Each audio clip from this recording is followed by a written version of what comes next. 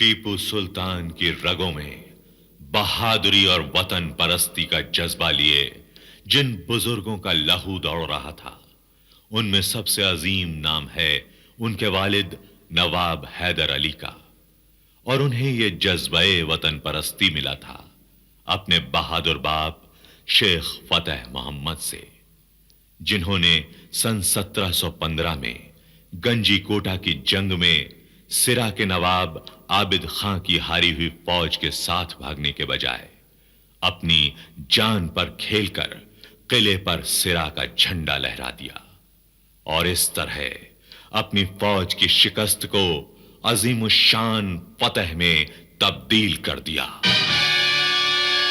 फतेह मोहम्मद की बढ़ती हुई शोहरत ताहिर खां की आंखों में एक कांटे की तरह खटकने लगी और एक दिन इस वहशी ने फतेह मोहम्मद को अपने दामे फरेब में फंसाकर मार डाला, उनके बच्चों पर जुल्म ढाए। और जब हैदर साहब को इस अलमनाक वाकये की खबर मिली तो उन्होंने दोनों बेटों को ताहिर खां के जालिम पंजों से छुड़ाकर उन्हें उनकी मां मजीदा बेगम से मिलवा दिया। महाराजा मैसूर का शुक्रिया अदा करने के लिए हैदर साहब ने शहबाज और हैदर अली को उनके दरबार में पेश किया। प्रधानमंत्री नंजराज की तजुर्बेकार नजर दोनों बच्चों के चेहरों पर टिकी हुई थी। दोनों बच्चों की तरबियत और तालीम बहुक्म सरकार बाकायदा शुरू कर दी गई। एक तरफ शहबाज की तलवारबाजी के जौहर और दूसरी तरफ हैदर अली की तालीम। लेकिन हैदर साहब की बीवी को मजीदा बेगम का अपने बच्चों के साथ उनके घर में पनाह लेना सख्त नागवार गुजरा। वो बात बात पर उल्टे सीधे तरीके से मजीदा बेगम और उनके बच्चों को जलील करने लगी। ये जिल्लत हैदर अली बर्दाश्त न कर सका और एक दिन हैदर अली अपने बाप का इंतकाम लेने के लिए फौजी छावनी से पिस्तौल चुराकर भाग खड़ा हुआ। ठोकर लग जाने से उसका सर एक पत्थर से जा टकराया। चोट बहुत गहरी थी। जब कोई इलाज काम नहीं आया तो हैदर साहब उसे एक वली की दरगाह पर ले गए, जहां पर शामिया ने यह पेशिनगोई की कि जिस बच्चे को आज आधा पागल समझा जा रहा है वो एक दिन बादशाह बनेगा। लेकिन हैदर अली आंख बचाकर वहां से भी भाग निकला। जंगल में उसकी मुलाकात अपनी ही हम उम्र लड़कों की एक टोली से हुई जो जालिम फिरंगियों से उनके जुल्म का बदला लेना चाहते थे। इस तरह जुल्म के खिलाफ लड़ते लड़ते बचपन जवानी में बदल गया। जंगलों और पहाड़ी इलाकों की जिंदगी ने इन्हें पत्थर की चट्टानों की तरह सख्त और शेर की तरह निडर बना दिया। वो जिंदगी और मौत का खेल खेलने लगे। फिरंगी काफिलों को लूटकर गरीब और मजदूरों का पेट पालने लगे। फिरंगियों की नजर में वो लुटेरे थे, लेकिन गरीबों के मसीहा। फिरंगियों के साथ ऐसी ही एक मुठभेड़ में हैदर अली अपने साथियों से बिछड़ गया। जंगल में उसकी मुलाकात अचानक एक विद्वान से हो गई जो महाज्ञानी और दूरदर्शी था। उसका नाम था पंडित पूर्णैया। इस मुलाकात ने हैदर अली की जिंदगी का रुख बदल दिया।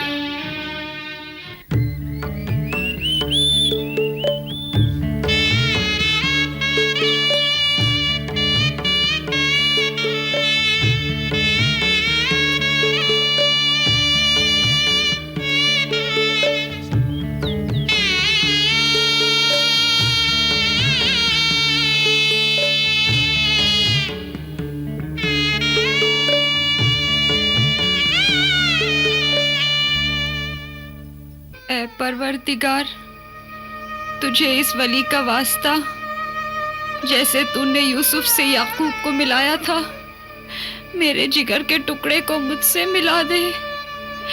अपने रसूल के सदके में अपनी इस गुनहगार बंदी की दुआ कबूल फरमा।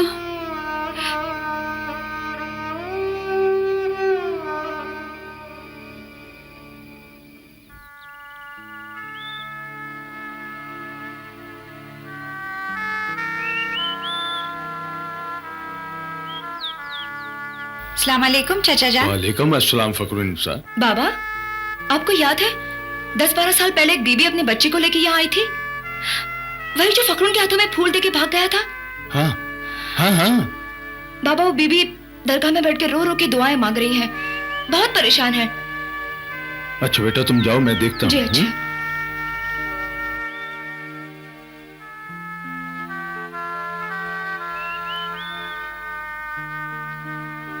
अस्सलाम वालेकुम।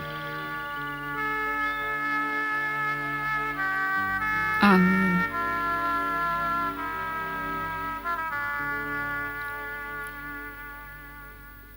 शायद आप आज से चंद बरस पहले एक बच्चे को लेकर आई थी। जी। क्या हाल है उस बच्चे का? खता माफ हुजूर, आपने तो कहा था वो बादशाह बनेगा, हुकूमत करेगा।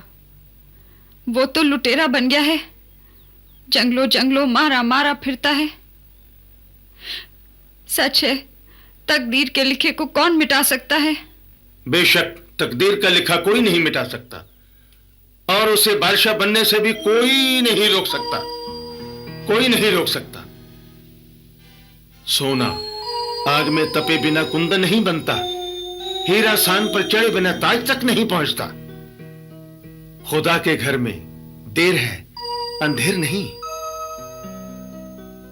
आप उसका घर बसा दीजिए, जंगल आपसे आप छूट जाएगा। ऐसे बदनाम लड़के को कौन अपनी बेटी देगा? मैं उसके साथ अपनी इकलौती बेटी के रिश्ते पर फख्र महसूस करूंगा। क्या फरमा रहे हैं हुजूर? वही जो आप लोगों की समझ में नहीं आ रहा है, वो मेरी निगाहों के सामने है। मैं उसकी फतह के नक्कारों की गूंज सुन रहा हूं। हाँ, तो मैं भी आपसे वादा करती हूँ, अगर मेरा बेटा मिल गया तो आप ही की बेटी को अपनी बहू बनाऊंगी। इंशाअल्लाह।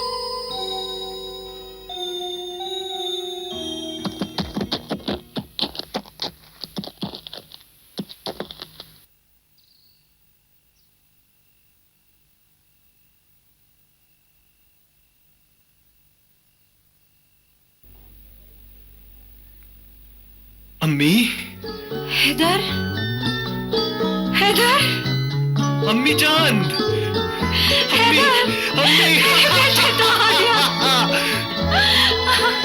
अम्मी,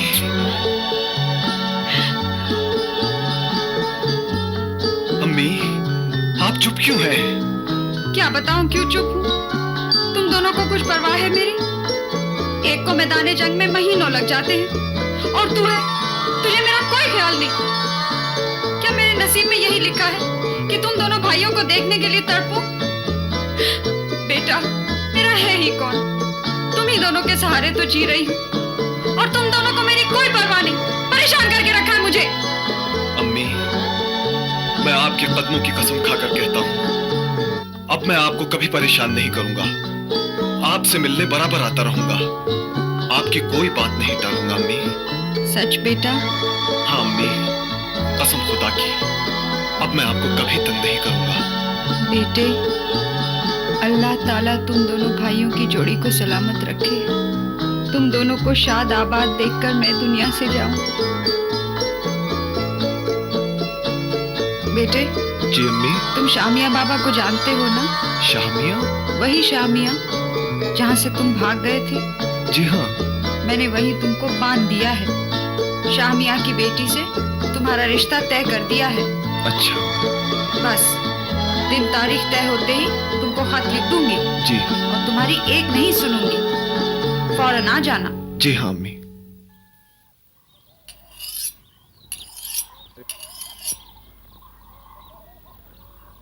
ओम भूर्भुवस्सुः ओम भूर्भुवस्सुः ओम भूर्भुवस्सुः। सर्वमांगल्ये शिवे सर्वार्थसाधिके शरण्ये त्र्यंबिके गौरी नारायणी नमोस्तुते। सर्वमांगल्ये शिवे सर्वार्थसाधिके शरण्ये त्र्यंबिके गौरी नारायणी नमोस्तुते। देवी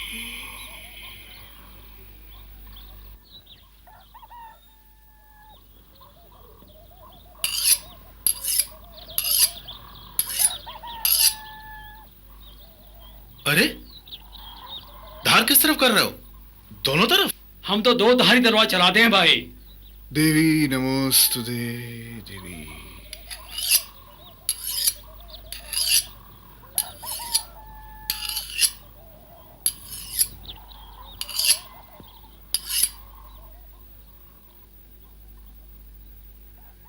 दो धारी तलवार की एक धार हमेशा अपनी गर्दन की तरफ रहती है, याद रखना खांडेराव। देख लिया खांडेराव, ये पंडित की बात है, इसीलिए तो इसे यहां तक लाया हूं मैं। हाँ भाई हैदर, अपने अपने सोचने की ढंग है।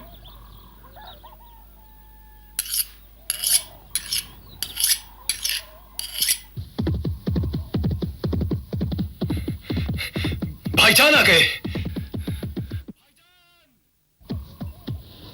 अस्सलाम वालेकुम। वालेकुम अस्सलाम। कैसे हो हैदर? ठीक हूं भाईजान। और हैदर, सब खैरियत है? अल्लाह का शुक्र है। हम लोग महाराज और नंजा राज्य के कुछ काम से जा रहे थे। शाहबाज मियाँ ने कहा कि चची जान का खत तुम्हें देते चलें।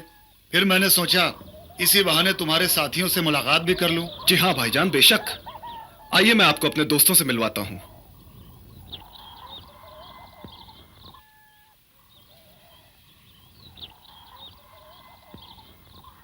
ये है मेरे साथी।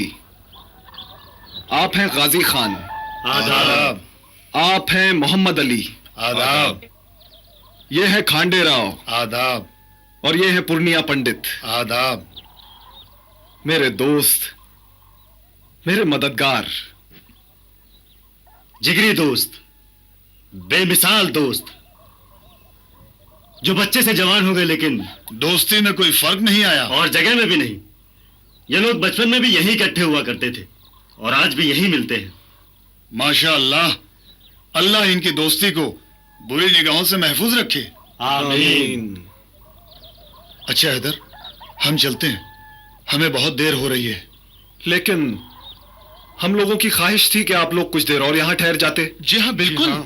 मेरा भी जी यही चाह रहा है, लेकिन इस वक्त मुझे जहां पहुंचना है वहां देर से पहुंचने में हमारी रियासत के लिए मुश्किलें पैदा हो सकती हैं। चलिए भाईजान। आओ।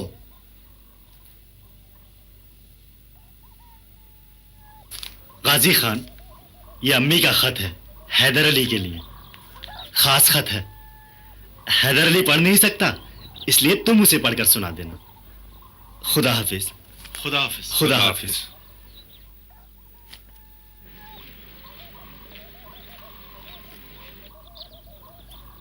अच्छा हैदर, खुदा हाफिज। फी अमान अल्लाह। हैदर अली, तुम्हारे लिए अम्मी का खत है, गाजी खान से जाकर पढ़वा लेना। अपना ख्याल रखना।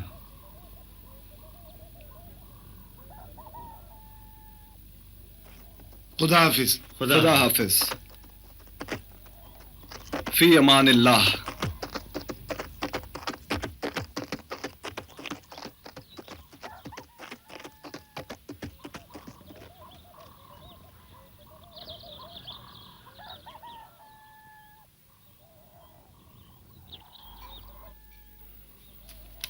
अरे यार हैदर, तुम्हारे भाई साहब को यह तो मालूम है कि तुम अनपढ़ जाहिल हो, लेकिन उन्होंने ये कैसे समझ लिया कि मैं बहुत पढ़ा लिखा हूं, आलिम फाजिल हूं? नहीं भैया नहीं, मेरे बस का काम नहीं ये खत पढ़ना। लो मोहम्मद अली, तुम पढ़ लो। खत और मैं? काला अक्षर भैंस बराबर। लो खांडेराव भाई, आप ही पढ़ दीजिए ना।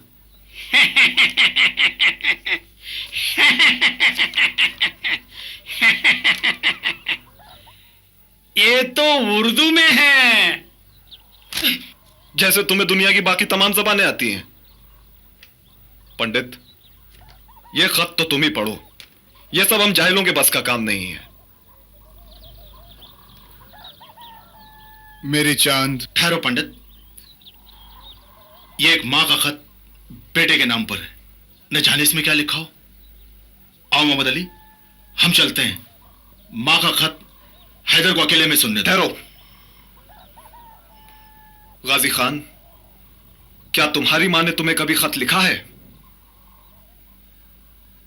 कहां से लिखती, वो तो बचपन में ही अल्लाह मियां को प्यारी हो गई। और मोहम्मद अली, तुम्हारी माँ? मेरी माँ? मैंने तो अपनी माँ की शक्ल तक नहीं देखी। तो फिर तुम लोग क्या जानो कि माँ का खत क्या होता है? पंडित, तुम खत पढ़ो। तुम सब अपनी अपनी जगहों पर बैठो।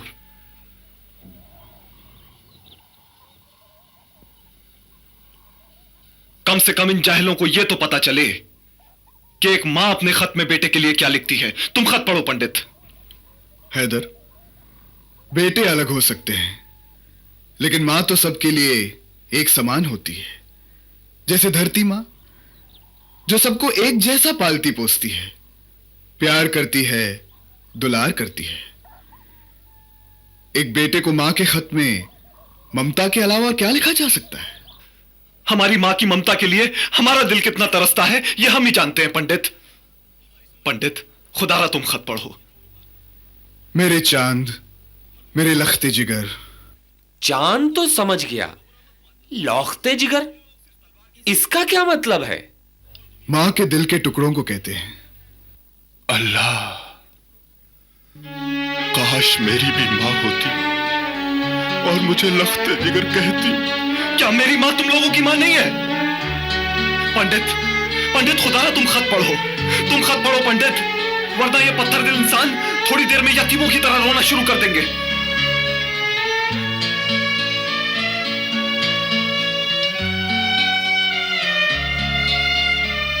मेरे चांद, मेरे लखते जिगर, एक मां के पास ममता का खजाना लुटाने के अलावा और कुछ नहीं हो सकता। हैदर, मेरे बेटे, तुम्हारी पैदाइश पर क्या क्या ख्वाब देखे थे तुम्हारी इस गरीब मां ने। यह खत लिखते वक्त वो मंजर आज भी नहीं भूला है जब तुम्हारे वालिद को जालिम ताहिर खान ने धोखे से मारकर उनकी लाश को हमारे आंगन में लाकर फेंक दिया था।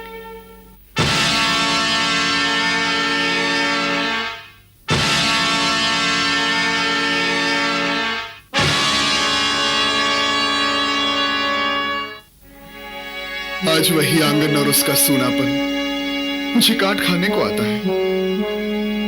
एक मां का आखिरी अरमान दुनिया में क्या हो सकता है? यही कि उसके घर में एक हसीन लड़की दुल्हन बनकर आए और मैं एक नन्हे मुन्ने पोते को अपनी गोद में खिला सकूं। हमारा ये आंगन फिर से एक मासूम फरिश्ते की किलकारियों से गूंज उठे और अपनी दादी को ऐसे ही सताए जैसे कभी तुम मुझे सताया करते थे। बेटे, इस बुढ़ापे की धूप और सूनेपन को भरने के लिए मैंने तुम्हारा रिश्ता पीर शामिया की बेटी से तय किया है। तुम्हारी शादी की तारीख 20 शाबान तय पाई है। तुम और तुम्हारे दोस्तों को एक मां का प्यार। अल्लाह अपने रहमो करम का साया तुम पर हमेशा कायम रखे। जवाब के इंतजार में दुआ गो, तुम्हारी अम्मी। अम्मी, मैंने आपको बहुत दुख दिए हैं। अब मैं आपके दामन को खुशियों से भर दूंगा, खुशियों से भर दूंगा। हैदर, अपने आप को संभालो। इस खुशी के मौके पर रो रहे हो और हमें भी रुलाना चाहते हो। इन आंसुओं को बहने दो गाजी खान। पता नहीं कितने दिन की भड़ास है जो इन आंसुओं में निकल रही है। मेरी प्यारी अम्मी, अस्सलाम वालेकुम। खुदा करे आप खैरियत से हो। आपका शफकतनामा मिला। अपनी गैर हाजिरी के लिए मैं आपसे माफी चाहता हूं। आपने मेरी शादी के बारे में जो फैसला किया है वो आपका हक है और मेरे लिए सादत। आप शादी का इंतजाम फरमाएं, मैं कदम बोसी के लिए जल्द हाजिर होऊंगा।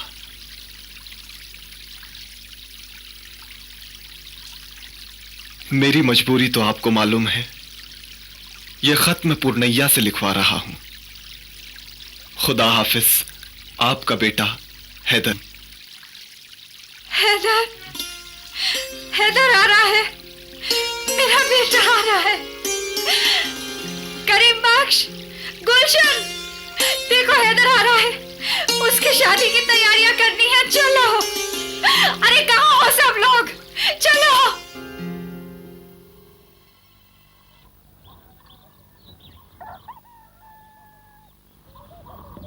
अस्सलाम वालेकुम। वालेकुम अस्सलाम। मैं अभी के पास आ रहा था। शाहबाज, देवन हिल्ली के पालीगरों ने बहुत सर उठाया है और अपनी ताकत बहुत बढ़ा ली है और बढ़ाए जा रहे हैं। रक्षा मंत्री नंजाराज जी का ख्याल है कि मैसूर की तरफ उनके कदम उठने से पहले ही उनके पांव काट दिए जाएं। आप फिक्र ना करें, हम अपनी जान की बाजी लगाकर मैसूर की सरजमीन की हिफाजत करेंगे। पालीगारों पर चढ़ाई का हुक्म किसी वक्त भी मिल सकता है। और फिक्र की बात यह है कि हैदर अली की शादी की तारीख भी सर पर है। खैर, तुम घर में किसी से कुछ न कहना, मगर खुद को जंग पर जाने के लिए तैयार रखना।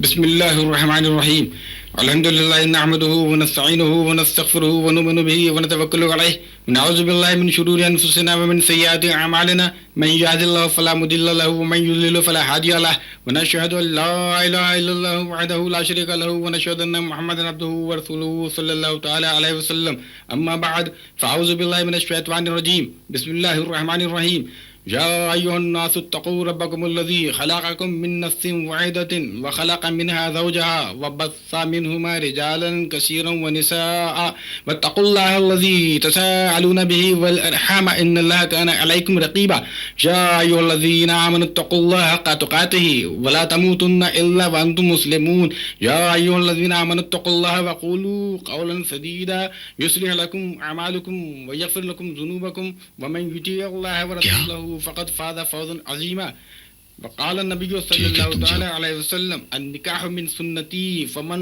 रग़िबा अन सुन्नती फ़लैसा मिन्नी औ कमा क़ाल अलैहिस्सलातु वस्सलाम।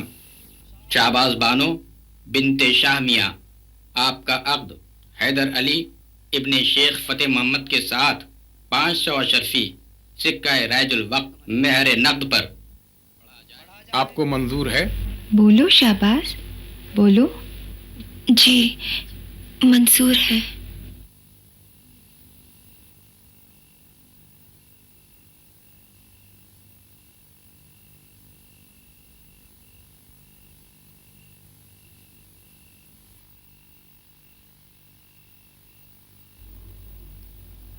बिस्मिल्लाहिर्रहमानिर्रहीम क़ाला रसूलुल्लाह सल्लल्लाहु अलैहि व आलिहि वसल्लम अन्निकाह मिन सुन्नती।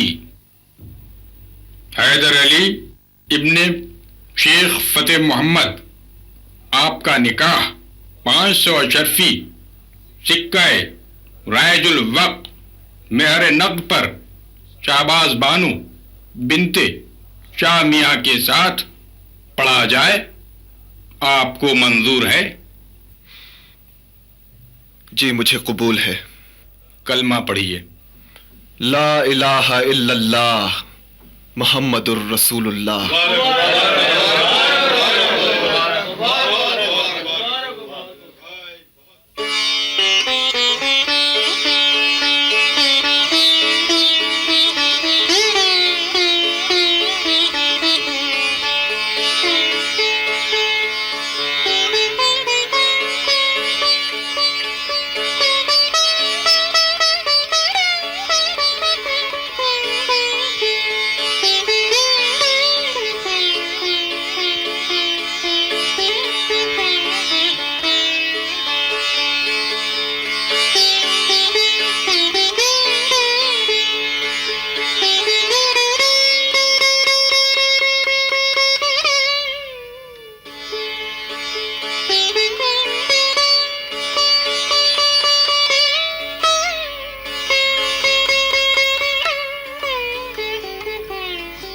आज हम दोनों की मुलाकात की वो रात है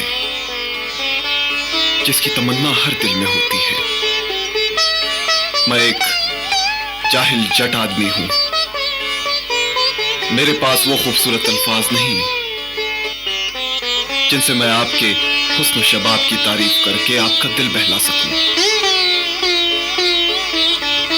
लेकिन मेरे लिए इस दुनिया में मेरी माँ ही सब कुछ है और आप उनका हुक्म है, उनका वादा है, उनका अरमान है।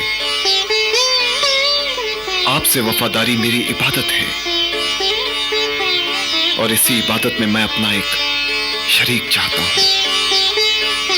आपसे एक बेटे की फरमाइश है, बस, जो मेरी मां की ख्वाहिश भी है। मैं आपके दिल की मल्लिका बनने के लायक तो नहीं, लेकिन आपकी बांदी बनकर अपनी किस्मत जरूर संवार सकती हूँ। आप मेरे शौहर ही नहीं, आका भी हैं। आपके कदमों की खाक मेरी मांग का संदल है, मेरा सुहाग है। अल्लाह इसे कायम रखे। इंशाअल्लाह आपकी तमन्ना जरूर पूरी होगी।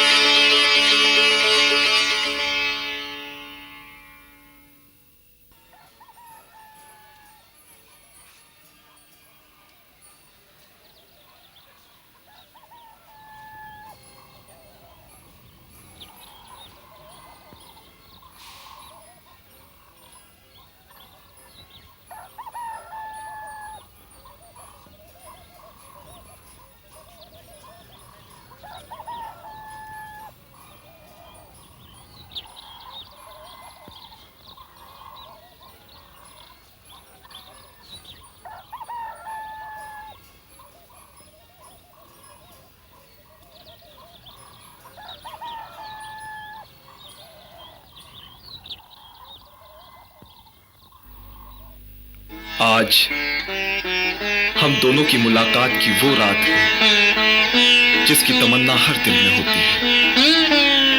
मैं एक जाहिल जट आदमी हूं, मेरे पास वो खूबसूरत अल्फाज नहीं जिनसे आपके हुस्न शबाब की तारीफ करके मैं आपका दिल बहला सकूं।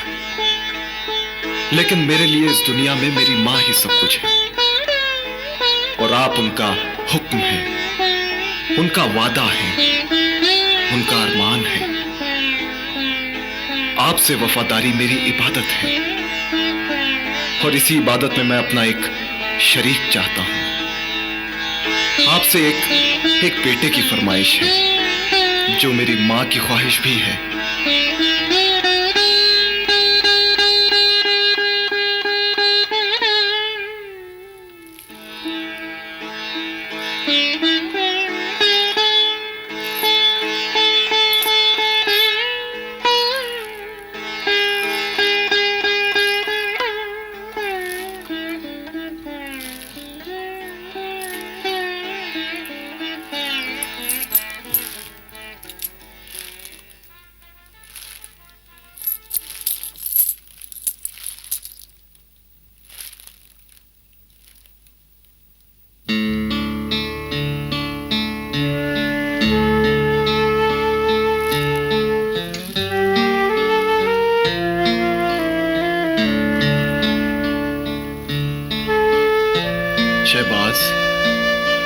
आज भाई शहबाज और हैदर साहब देवन हिल्ली की जंग पर जा रहे हैं। वहां के पालीगार बहुत खतरनाक हैं और उनकी ताकत मैसूर की फौज से कहीं ज्यादा है। मैं भी अपने साथियों के साथ उनकी मदद के लिए जा रहा हूं, लेकिन उनसे अलग अलग रहकर। आप घबराइएगा नहीं और ना ही घर में किसी से कुछ कहिएगा। मैं अपने आका की बांदी हूं, जो हुक्म होगा उस पर अमल करूंगी।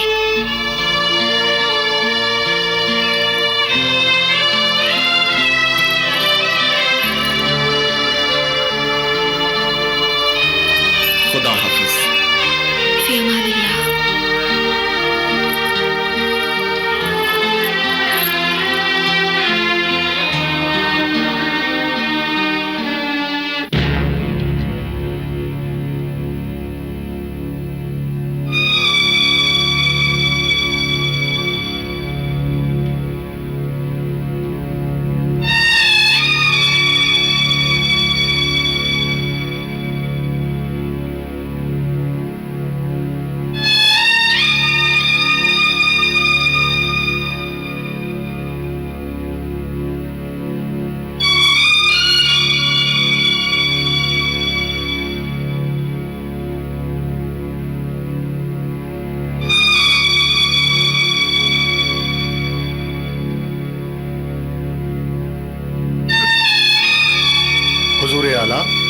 नंजाराज जी, आज आप किस गहरी सोच में डूब गए? हैदर साहब, हम केवल इस जंग के बारे में ही सोच रहे हैं। ये जंग फैसला कुन होगी, हार जीत तो मुकद्दर की बात है।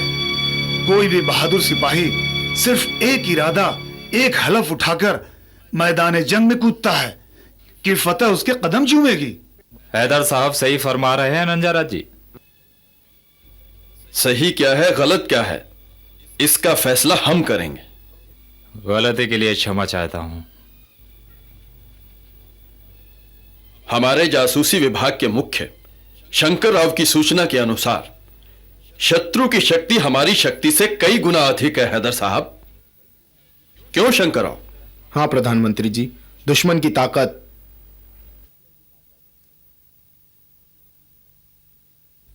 नंजराज जी, हमें आपके जासूसी महकमे पर नाज है, लेकिन इस मुहाज का सिपहसालार होने की हैसियत से दुश्मन की ताकत का सही अंदाजा लगाना हमारा काम है।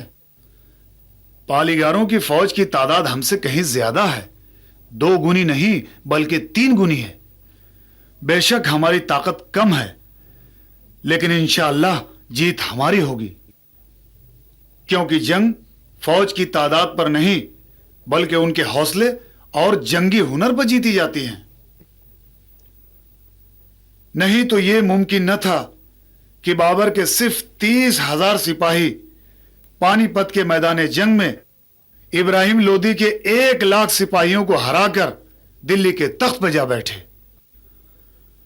उनका सिर्फ एक ईमान था, एक जज्बा था, तख्त या तख्ता। मेरा आपसे यह वादा है कि मेरे जीते जी हमारी जीत शिकस्त में नहीं बदलेगी। मैं अपनी जान की बाजी लगाकर फतह का सेहरा आपके सर बांधूंगा। वाह वाह हैदर साहब, आपके इन जोश भरे शब्दों ने हमारे दिल में आशा की एक नई लहर पैदा कर दी। किंतु हमारी युद्ध नीति के बारे में आपकी क्या राय है? आप इस नक्शे पर एक नजर डालेंगे? अवश्य, क्यों नहीं। आइए।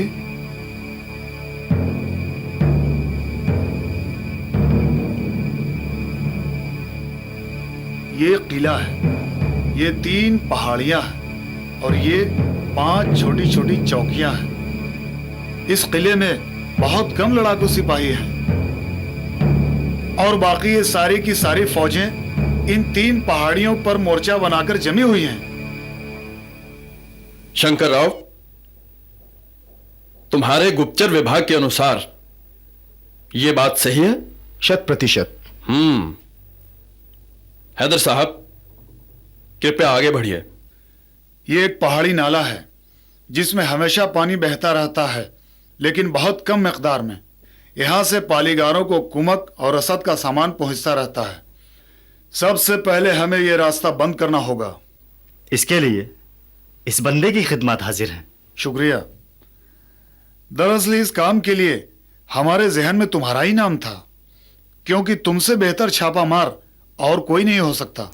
इस इज्जत और हौसला अफजाई के लिए आपका बहुत बहुत शुक्रिया। इसके बाद छोटी छोटी टुकड़ियों में हमारे सिपाही इन 5 चौकियों को घेर कर तबाह बर्बाद कर देंगे। दरअसल ये लड़ाई शफकों होगी, छापामारी होगी, जिसके तौर तरीके मौके की नजाकत को देख के बदलते रहेंगे। किसी भी बात का यकीनी तौर पर इस खेमे में बैठकर फैसला करना मुनासिब नहीं है। क्यों गंगाराम, तुम्हारा क्या ख्याल है? आप उचित निश्चय ले रहे हैं हैदर साहब। किंतु पहले आक्रमण कौन करेगा, हम या हमारे शत्रु? यह तो अल्लाह ही बेहतर जानता है। नंजराज जी, एक बात मत भूलिए आप, जैसे दुश्मन की तैयारी और नकलो हरकत की खबरें हम तक पहुंचती हैं, वैसे ही हमारी खबरें भी दुश्मनों तक पहुंचती होंगी।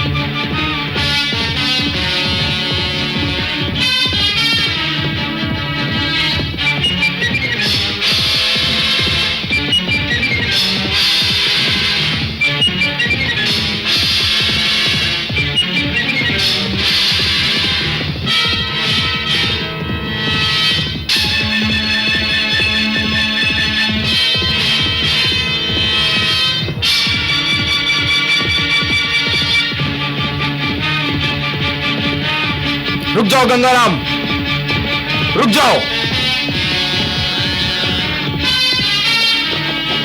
गंगाराम, इतनी तेजी से कहां जा रहे हो?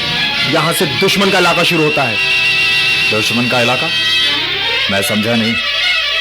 मैं तो थोड़ी कसरत और हवाखोरी के लिए निकला था। क्यों? अपने इलाके में कसरत के लिए जगह कम है?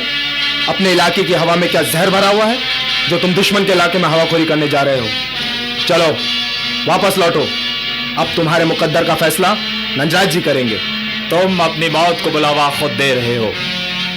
तुम्हारे बाजू में इतनी ताकत नहीं कि गंगाराम को वापस ले जा सको। विश्वासघाती, कुत्ते कमीने, मैं तुझ जैसे गद्दारों से अकेला ही निपट सकता हूं।